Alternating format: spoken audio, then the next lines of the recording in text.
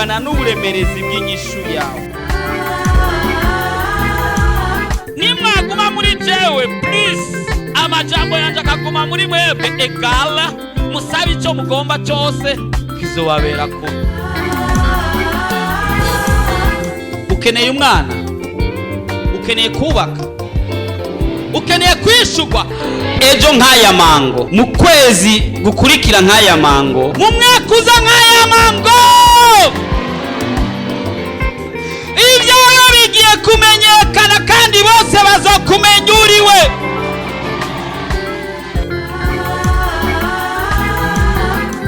Ariko Yesu araha, ariko arakubaza ati ubu ugomba gukira nimugwaye. Mugira mwumvirize ubutumwa bwiza mushikizwa na Pastor Jackson Nkeshimana. WhatsApp yiwe ni 76 96 96 96 76 96 96 96. Afiti Yesu mukinga zatiwe arriva et viens à gusa endaje nazumutima. Urashaka kwama ukurikirana ubutumwa bwiza bwa Pastor Jackson Nkeshimana ku telefone yawe? Ja kuri YouTube wandike Pastor Jackson Nkeshimana, urasanga ko ubutumwa hamwe n'ubwo yavuze kera. Ntibibagire kugira subscribe canke s'abone, wibuke kubusangiza n'abandi.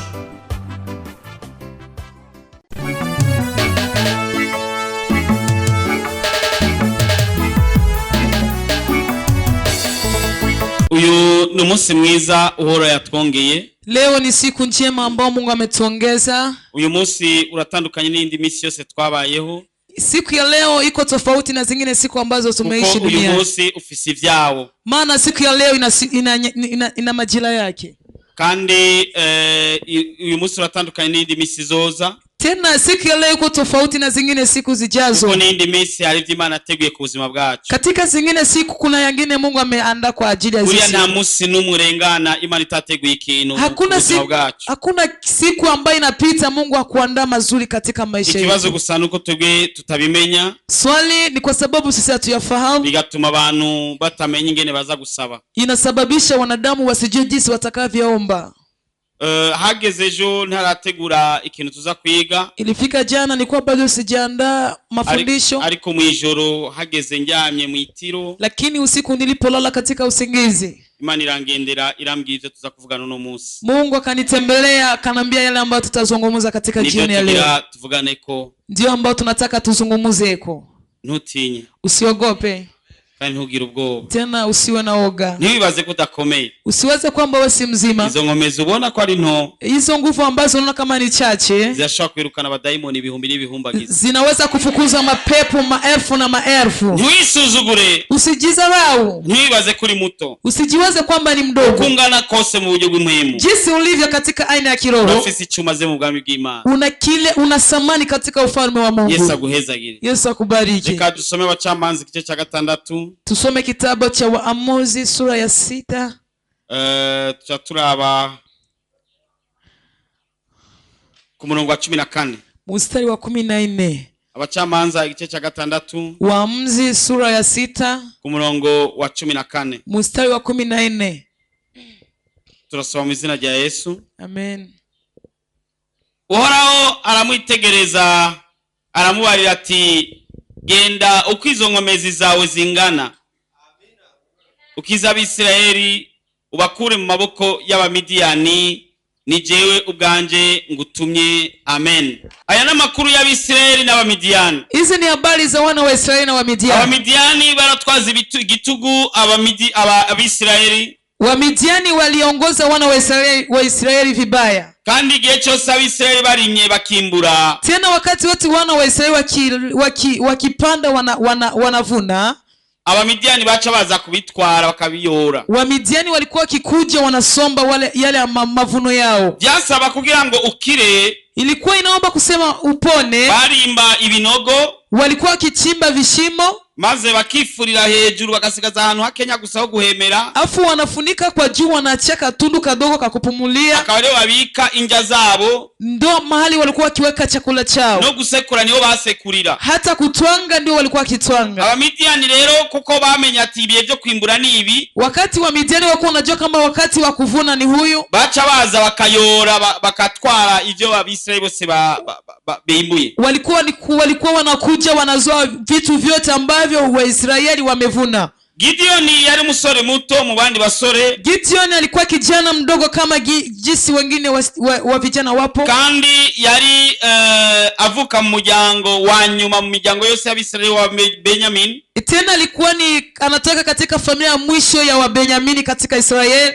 Byatuma yisuzugura, ilisababisha kujidharau. Kuba ari muto byatuma yisuzugura, kwa sababu ni mdogo alikuwa kijidharau. Kubona avuka mu muryango wa nyuma byatuma yisuzugura, kuona anazaliwa katika familia ya mwisho alikuwa anaona kujidharau. Kuba ari Umwisirayeli baguma barenganywa nabo wa Midiani byatuma yisuzugura, na kuona jinsi wana wa Israeli wakiwa wanateseka kwa wa Midiani ilikuwa ikisababisha na jidharau. Umunsi umwe umumarayika aramugendera, siku moja malaika wa Mungu akamtembelea, amuramutsa ati wewe umunyenkomezi, akamsalimia mwenye nguvu. Gideoni biramutangaza, Gideoni akashangaa, avuga ati no kuitwa gute umunyenkomezi kandi Abamidiyani bariko badukorera nk'ibi. Akasema naweza kuitwa aje mwenye nguvu na wakati wa Midiani wanatutesa. Malaika aramubwira ko akwiye kuja kutabara ubwoko bw'Abisirayeli. Malaika akamwambia wewe unapaswa kujiandaa kuokoa taifa la wana wa Israeli. Menya ko Gideoni ntabwo yari umusoda. Kumbuka Gideoni kukuwa askari. Nta nubwo yari umuntu akuze mu bantu bakuze. Hakukuwa hata mtu mkubwa katika watu wakuze. Kajene nyine kagahungu karaho. Kalikuwa nikajene kanaume tu kako hapo. Gasanzwe gakanyagihugu gasanzwe n'abantu. Kawaida tu karaia kawaida. Ariko Imana inamugendeye iciye muri uyu malaika. Lakini Mungu akamtembelea kupitia malaika huyo. Ngo akuri 14 ngo aramwitegereza. 14 eti Mwenyezi Mungu akamtizama. Genda uko izo ngomezi zawe zingana. Akamwambia nenda jinsi uwezo wako ulivyo ama nguvu zako zilivyo.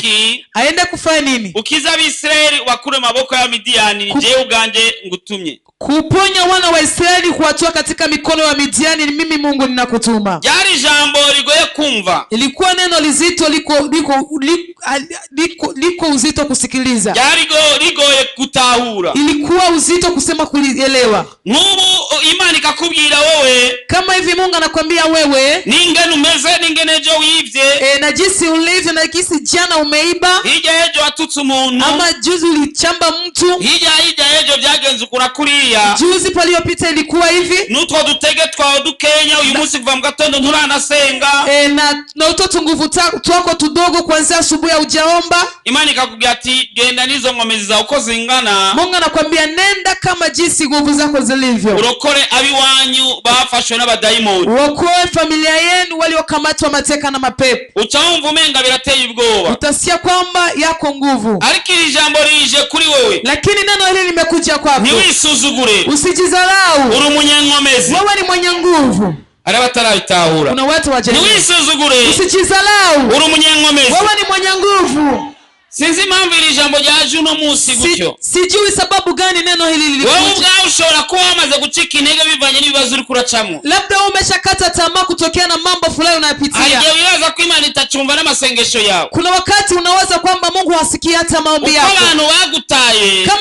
Kama jinsi wanadamu wamekutupa. Uko wibaza ngo ni Imana yaragutaye. Ndio jinsi unawaza ndio jinsi na Mungu amekutupa. Uko abantu bakwisa amazina mabi. Jinsi wanadamu walikuita majina mabaya. Uko wibaza ko ni Imana ikuzina. Ndio jinsi unawaza kama ndio jinsi Mungu anakuwaza vibaya. Kuvuga nabi. Jinsi wanadamu wanakuteta vibaya. Wibaza ko ariko ni Imana ikuvuga nabi. Unawaza ndio jinsi Mungu anakusema vibaya. Kiri muri ivyo. Lakini tofauti kwapo. Kuvuga nabi Imana ikuvuga neza. Wanadamu wanakusema vibaya lakini Mungu anakusema vizuri. Abantu wakuzi nabi Imana ikuzi neza. Jinsi wanadamu wanakujua vibaya Mungu anakujua vizuri. Abantu watagwa agaciro Imana iraguha agaciro. Jinsi wanadamu hawakupatii thamani lakini Mungu wa mbinguni anakupa thamani. Yo ikwita umunyenkomezi. Yeye Mungu anakuita mwenye nguvu wewe. Agomba ko urera amaboko. Mungu hataki ulee mikono. Agomba kurera amaboko. Haitaki ulee mikono. Agomba ko nutwo dukomezi twa ofisi. Anataka kwa nguvu zako zote ulizo nazo. Ukonyene wibaza duke. Uto tunguvu unaona kama tidogo. Dukoreshe. Ututumikishe. Turi mu inkomezi. Tuna nguvu. Gira amasengesho. Uwe na maombi. Nimbara amafungo, kama ni mafungo, kama ni masengesho yo muhira, kama ni maombi nyumbani, kama ni masengesho hano kuri kama ni maombi eglise, hapa kanisa, niyo ntambara twe tugwana. hiyo vita tunapigana sisi. Tukoresha masengesho. Kupigana sisi tunaomba. Ongereza masengesho. Ongezea maombi. Umenye ko izo ngomezi ufise zishobora gukora ibikomeye. Ujue kama nguvu hizo ulizo nazo zinaweza kutenda maajabu. Ndibwira ko message iraba umuntu. Nasema kwa message ambayo inatizama mtu. Ndibwira ko message ishobora kubiraba umuntu. Najiambia kwamba hii message inakuwa inahusika na mtu hapa. Kuko ntabwo nari guhabwa message idafise nyene ngaha. Maana singalipewa message haina mwenye naye hapa. Ashobora kuba ari umuntu yacitse intege. Labda ni mtu ambaye amekatika nguvu. Yumva umenga no gusenga yo bireka. Anajisikia kwamba hata kuomba ache. Kuko hari igihe ugera mu bihe. Maana kuna wakati unafika katika nyakati. Usenga masengesho ukamenga ariko akubita ngaha ku ruhome amanuka. Unaomba maombi unasikia kama vile unapiga kwenye ukuta na shuka. Narenga na plafo canke na mabati ukimenga agarukira ngaha. Ama unasikia kama maombi yako hapiti kwenye manjanja na shuhudia. Ari usenga ukumva umenga intege ziracitse amajambo kayabura. Kuna wakati unasikia unaomba kama unasikia nguvu zimekatika unakosa maneno. Ikindi gihe ugatangura amafungo hagera saa 4 ukacusonza kuruta iyindi minsi yose wakabayeho. Wakati mwingine unaanza mafungo saa 4 ikifika unaanza sikia njaa. Ukacutuma kwa gafana cyangwa ukirira ikibenye. Unasema niletee soda mnakula ukaburangirije ngaho. Hapo unamalizia. Shetani abakugwanije. Shetani anakuwa anakushambulia. Hizo ngome zufise. Lakini nguvu hizo ulizo nazo. Zibisuwasha kwa kwirukana abadaimoni ibihumbi Sina nguvu za kufukuza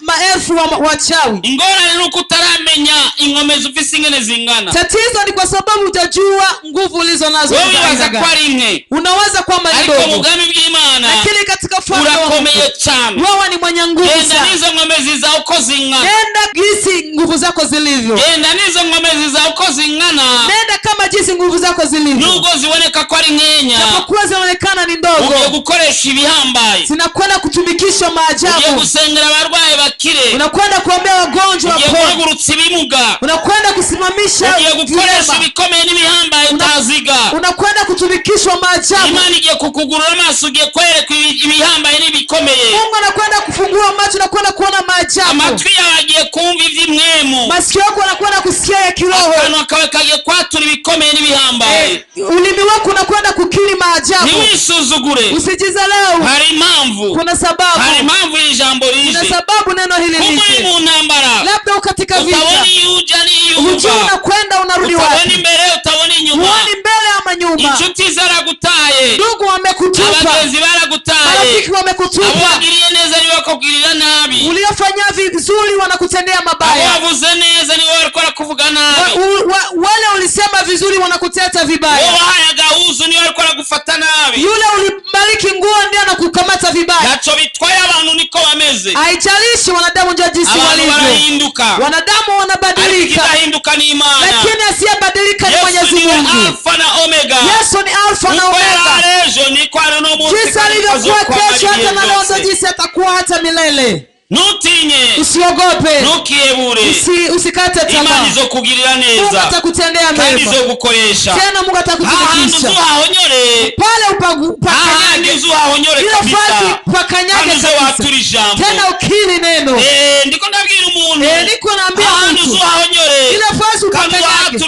Tena upakili neno. Kandi uzuvuge. Tena useme. Ati ndi umunyenkomezi. Eti mimi ni mwenye nguvu. Vuga ati je si ndi umunyenkomezi nke. Usiseme mimi si mwenye nguvu ndogo. Je ndi umunyenkomezi. Useme mimi ni mwenye nguvu. Kandi ugiye guhangana n'abadaimoni. Tena ukienda kushambulia na mapepo. Nibaze ko bazokunesha. Usiwaze kwamba watakushinda. Oya ko twawubasha. Maana tumepewa mamlaka. Kukandagira inzoka. Kukanyaga nyoka. Na inge. Ubasha bwose. Na uwezo wote.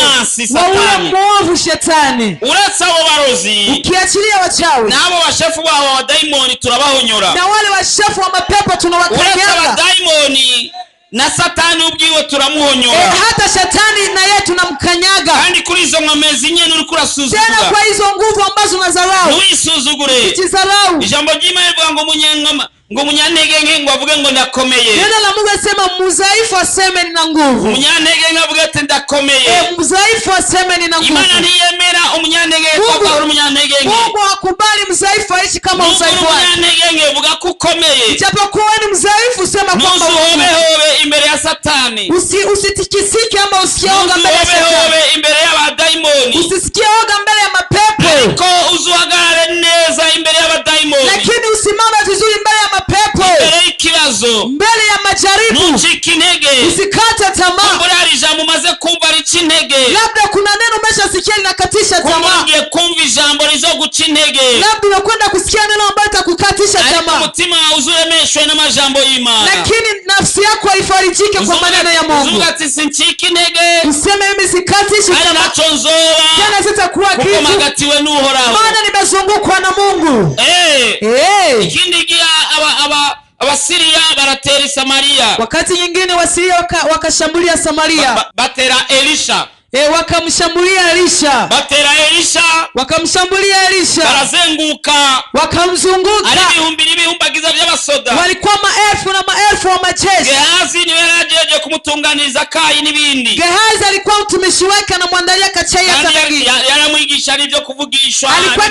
Alikuwa akimfundisha mambo ya kiroho kutabiri. Akibyutsaga mu gatondo sinzi ko yaragiye kuzunza imbabura.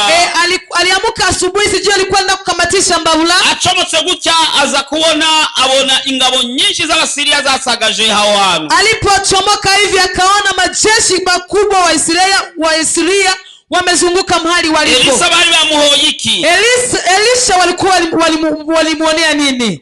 Igihe cyose Abasiriya bagomba gutera Abisirayeli. Wakati watu wa Isiria walitaka kushambulia wana wa Israeli. Elisa yaragiye kwa kabibwira umwami w'Abisirayeli. Elisha alikuwa akioneshwa afu anaambia mfalme wa Israeli. Umwami w'Abisirayeli akazibira hirya no hino baza gutera bagasanga bamaze kubimenya. Mfalme wa Israeli anaziwia mahali pote wakikuja kushambulia wanakuta Israeli wako makini. Isiria barabimenya ati nujya muvugisha no bibabwira.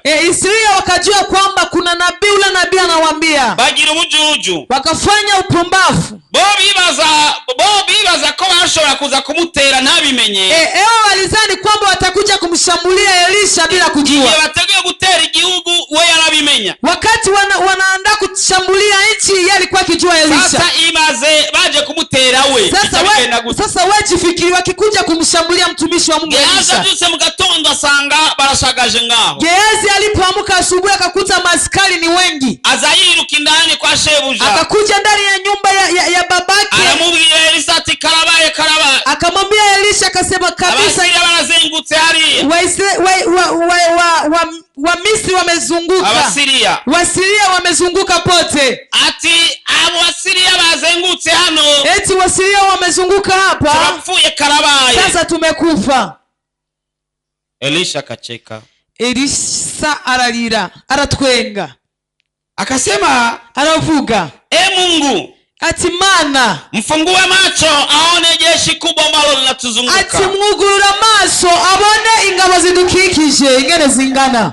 Hao Washamu ambao wanakuja leo. Abisiriya ubona uno munsi tuna jeshi kubwa kuliko hao ambao linatuzunguka. Ati ingabo zidukikije zisumba benshi bihetanga.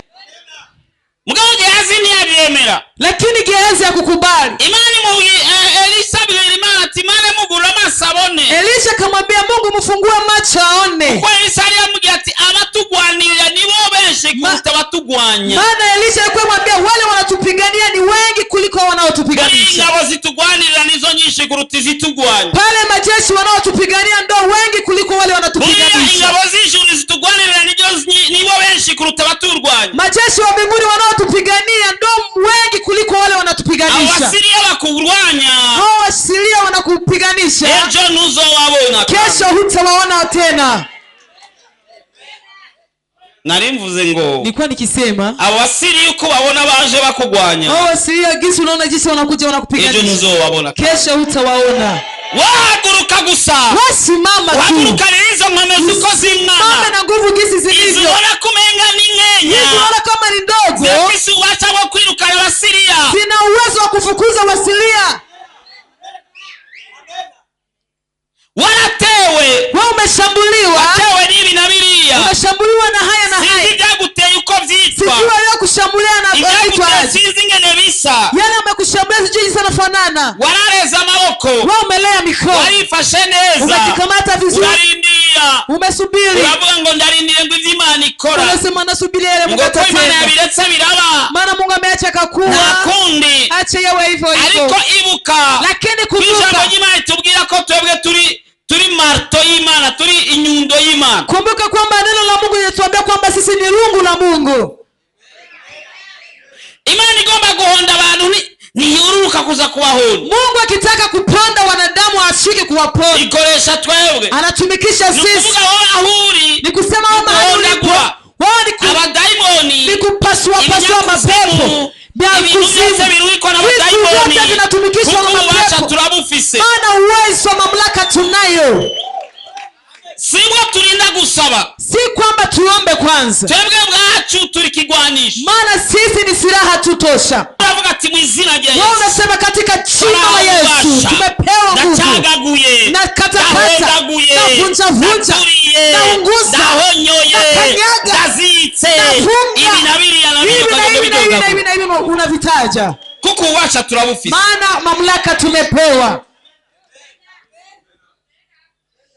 Mushaka mutaranyumva. Ubasha turabufise. Mamlaka tumepewa. Ijambo ry'Imana itugira ngo nta kibi kizo kikugira kandi nta n'icyago kizo kwegera ihema ryawe. Neno la Mungu nasema hakuna kibaki kitakuzuia ama kifikia mahali ulipo. Kandi tukaba tuzi ko twawasha bwo gukandagira. Tena tunakumbuka kwamba tuna uwezo wa kukanyaga. Yesu nawe avuga ngo icyo muzosaba cyose mu izina ryanje data azogikora. Yesu naye anasema kila mtakachoomba katika jina langu Baba talitimiza. Mu izina ryanje. Katika jina langu. Byabisigura ko ari je nserutse. Ina tafsiri kwamba mimi nimewakilisha.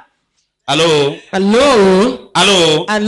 Ndungitse umusore. Nikituma ukijana. Nambye ati genda umubwire mama naka canke papa naka. Nenda ukamwambie mama fulani ama baba fulani. Ati mu izina rya pastor. Eti katika jina la pastor. Andungitse ngume yakaye. Amenituma nipatie ile kae. Canke mu izina rya namba ari Pascal agutumye ati Pascal avuze. Ama katika jina lolote eti Pascal anasema. Avuze ati umuhe ya ntebe. Eti mpatie kile kiti. Bwana siwe sana. Amen. Ubugia Pascal. Kama unakipewa maana kwa amepatia Pascal. Birumvikana. Inaeleweka. Hawa wawili bazi. Nanuze na. Tieli na Didio waje. Ingo ngaha. Panda ku podium. Nukuvuga nk'ubu ndungitse uyu. Ni kusema hivi namtuma huyu kaka hapa. Nkavuga ni je nitwa Jackson. Mimi naitwa nkamubwira Thierry. Jackson. Nkamubwira Thierry ni ndarungitse umuntu. Namwambia Thierry natuma mtu kuri uwo munsi mukuru. Kwa hiyo siku kuu ivyo nari kujya mu bimumpere. Chakula ningelikula ye mpe Didier. Canke mumwakire nkuko mwari kunyakira. Ama mpokee kama jinsi mungelilipokea. Mbega niba mukubita bazo kubisende. Je, wakimpiga Didier watakuwa wamepiga nani? Niba bimuha bazo bihayende. Wakimpatia watakuwa wamempatia nani? Nimba ndamubye ati mumpere miliyoni bazo urihisha nde? Akisema munipe milioni watamlipisha nani? Bazorisha Jackson. Watalipisha Jack. Nuvuga kuko yagiye mu izina rya. Ni kusema ameingia katika jina la. Sasa Yesu navuga ati mwe mubisabe mubikore mu izina ryanje. Yesu naye anasema eti muyatende katika jina langu. Ninde azoba bikoze? Nani atakuwa ameyatenda? Ni Yesu. Muratao Yesu abahezage mwikomera mashi. Yesu abariki, mjipigie makofi. Nukuvuga niyo mpamvu ni diamond uvuze ati je ndi ngaha mu izina rya Yesu. Ni kusema hata na pepo ukiambia ndiko hapa katika jina la Yesu Kristo. Si kwa izina ryanje jewe. Si kwa jina langu mimi. Je mu izina rya Yesu. Nakuja katika jina la Yesu. Aba diamond ntabwo basubira kubona wewe. Mapepo hataona wewe. Wanaona Yesu. Wanaona Yesu akisimama. Amena. Amen. Amena. Amen. Niyo mpamvu diamond batangura kukomini ati ndio kwa maana mapepo wakikuona wanaanza piga mafujo. Tunakufa. Na ukachugara ati pamole. Unajisimama yeko. Vamo. Toka. Vamo. Toka. Wali wakiona wewe. Hawaoni wewe. Wanaona Yesu. Wanamuona Yesu mtupu. Na mananga zona abantu basenga ngo mu izina rya wegera. Nde. Mimi nashangana watu wanaomba ngo katika jina lako litakatifu. Nani? Tomora. Wewe sema. Kwa jina rya Yesu Kristo wa Nazareth. Sema katika jina la Yesu Kristo wa Nazareth. Jina liruta mazina yote. Jina lipitalo majina yote. Mwisino mwijuru. Katika mbingu hapana mbingu za madaimoni barahunga. Mkilisema mapepo huwa wanapiga makelele. Ugakora ikintu mu izina rya Yesu. Unatumika kitu katika jina la Yesu.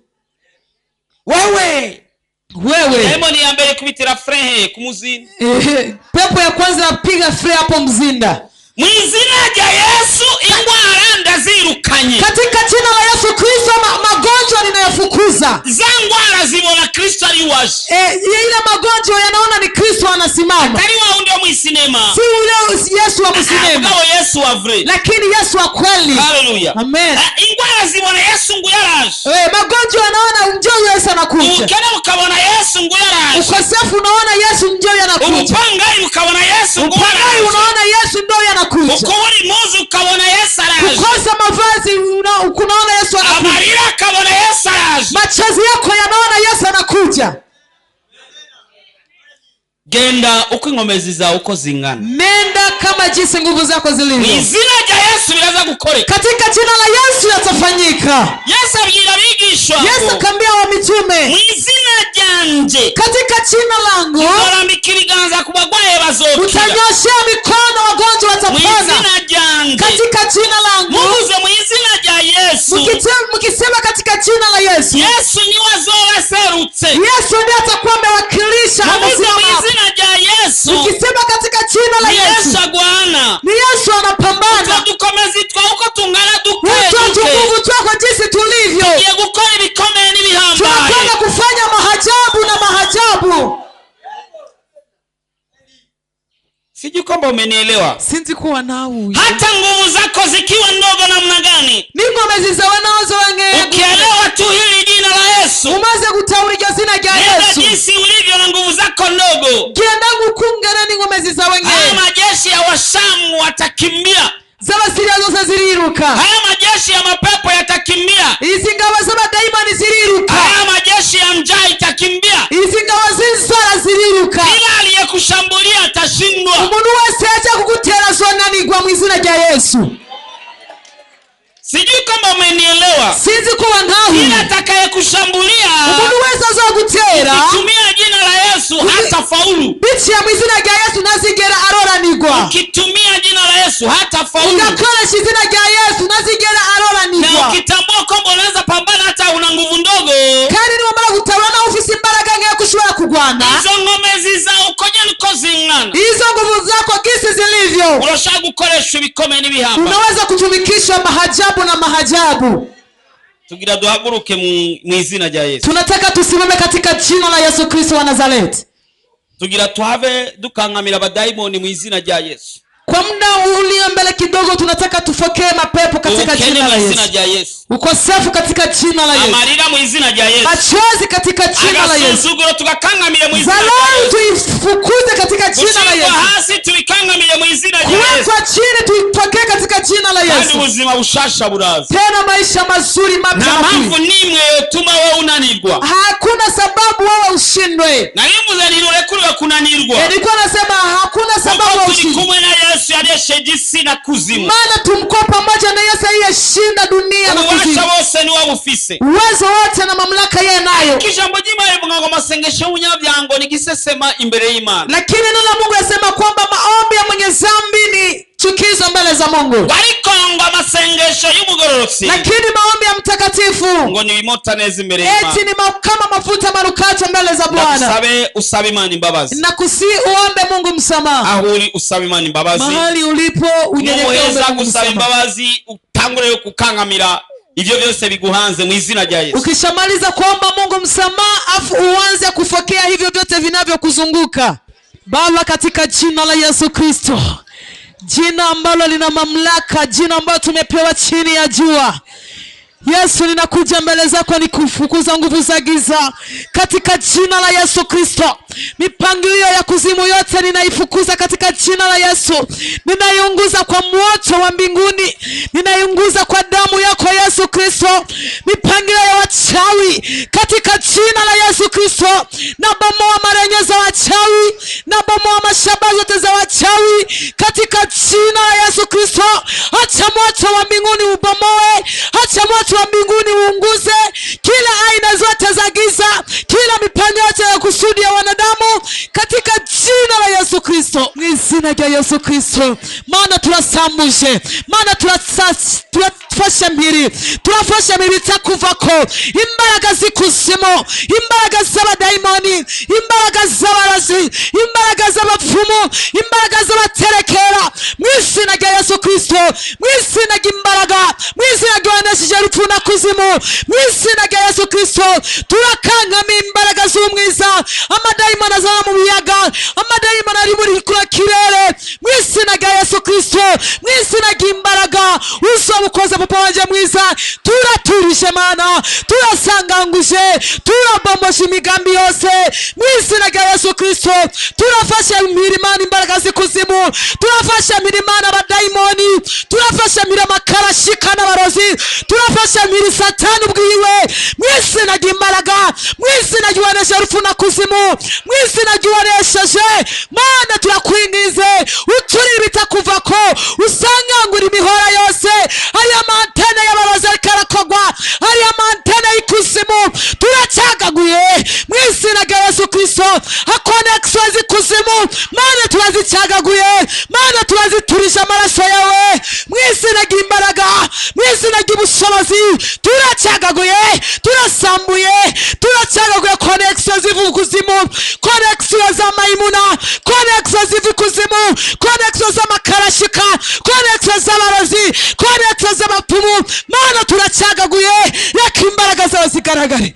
Yesu uzobukoze, turakwingize Mana, turira byose Mana, sangangura mu izina rya Yesu, mu izina ry'imbaraga, turira byose, turira byose Mana, kuraho Mana, kuraho ibihome byashyizweho na Satani, mu izina rya Yesu Kristo, ibihome byashyizweho n'abarozi turabivumije, mu izina rya Yesu Kristo turabiturije amaraso yawe, turabiturije umuriro w'ijoro, mu izina rya Yesu Kristo uzobukoze papa, sangangura ibyo byose, bomora ibyo byose bitaguhesha icyubahiro Mana, ingaje wiganze, ibendera ryawe Mana riganze, reka konegisiyo y'ijuru Mana ibe hano, reka konegisiyo y'ijuru Mana iganze mu kirere, mu izina rya Yesu Kristo turafatishije Imana ibyikakisha byose Mana, imbaraga zawe ziganze, amaraso waganze, mu izina rya Yesu Kristo.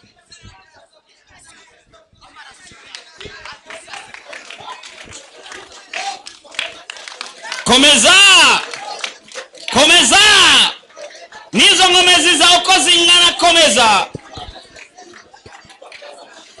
mu izina rya Yesu Kristo.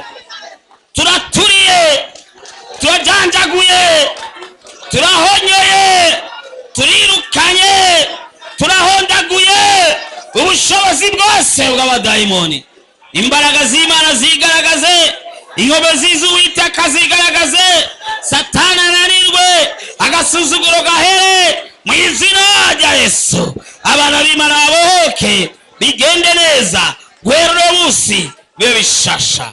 Nizeye Kristo kubikoze, ni mu izina rya Yesu Kristo Umwami n'umucunguzi wacu, amen, Amen. Nimegundua uzuri wa Yesu, nimegundua utamu wake. uburebure bw'ingorane yawe bungana n'uburemerezi bw'inyishu yawe. Nimwaguma muri jewe, please, amajambo yanje akaguma muri mwebwe, egala musabe icyo mugomba cyose kizobaberako. Ukeneye umwana, ukeneye kubaka, ukeneye kwishugwa ejo nk'aya mango, mu kwezi gukurikira nk'aya mango, mu mwaka uza nk'aya mango, ibyawe bigiye kumenyekana kandi bose bazokumenya uriwe.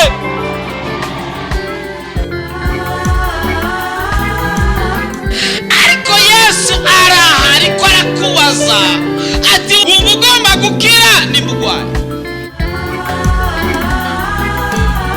muhejeje kumviriza ubutumwa bwiza mushikirizwa na Pastor Jackson Nkeshimana. WhatsApp yiwe ni 76 96 96 96 76 96 96 96. Afitiye Yesu, mukinga zantiwe.